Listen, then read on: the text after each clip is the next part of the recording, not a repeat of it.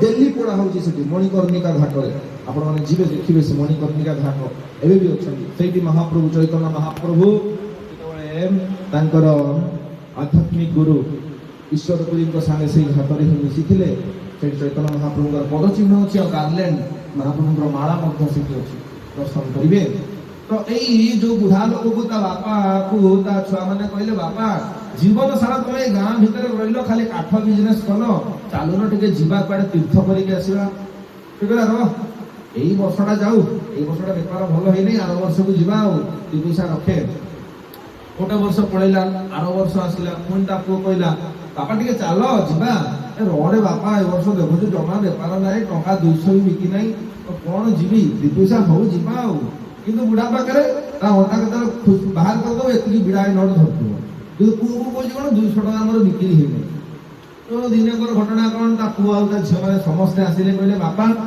तुमको टंका देवा दरकार नै आमे पुओ झियो माने कलेक्शन करचु तमे खाली गाड़ी रे बसिबो आ जीव दर्शन करिवो भगवान को आसीबो कहला हां तो ठीक कथा तमे टंका देबो जदी मु जीवी काहे मोर तो बेपार किछि नै आ किंतु बुढ़ा पाखरे देखैला गोटा ट्रंक खोली देले 10-20 लाख केते बाहरिबो एति टंका बुढ़ा रखिछि किंतु कहूछि कोन टंका मो पाखरे नै जेता पुओ झियो कहले आमे टंका देबो चलो बुढ़ा संगे संगे धोती गामछा पुरेला दांत काठी बिडे पुरेला बैग रा भाला ए चलो जिबा आ ओझियो माने बड़े बढ़िया गाड़ी कर देले पूरा डलर BMW गाड़ी आनिले बुढ़ा को बसाई देले आगे सीट रे पुओ टिए झियो टिए पछरे बसथनि जाइछन बनारस रे जेतबे पहुंच जाइछन बनारस रे सेठी सब दर्शन कले अयोध्या दर्शन कले सेठो जेतबे काशी विश्वनाथ दर्शन करी कि बाहरु छंती बापा अंतु पुओ कहूची कि बापा टिके चलो जीवा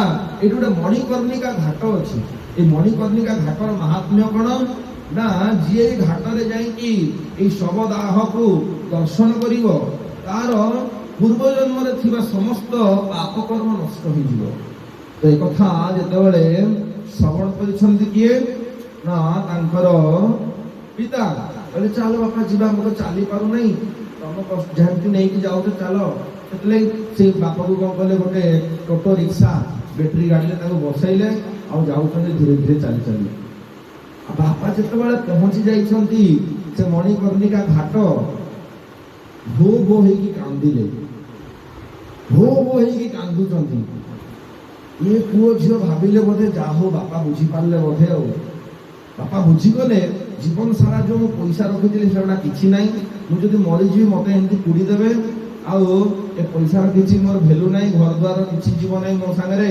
आसीथिले नंगळा नंगळा हे की जीवी एई कथा भाबी की बोधे बापा कांदु चंती आ पुओ बुझौची बापा करे बापा कांद नाही कोन हिची कहूना हमकु हम पा अछु तमे चिंता काई करछो तमर किछि होबनी तमे एते शीघ्र मरिबनी ना रो पुओ तू किछि कोना को तो खाली भीतर कोह आसुची आ कांदटा अटकेई पारुनी आ पुओ जेते पचारची बापा कोन पई कांदुछो कुह टिके के बापा आ कहू बापा को जेते पचारछनी पुओ कि झियो बापा किछि कहू नांदी ଯେମିତି ସେ ମଣିକର୍ଣ୍ଣିକା ଘାଟ ଟିକେ ପାର ହେଇଯାଇଛି ସେ ବୁଢା କଣ କହୁଛି, ରେ ପୁଅ ମୁଁ କାନ୍ଦୁଥିଲି ଏଇଥିପାଇଁ କି ଆମେ ଯୋଉ ଗାଁରେ ଦେଇଛେ କାଠ ଦୋକାନଟା ସେଟା ଚାଲୁନାହିଁ।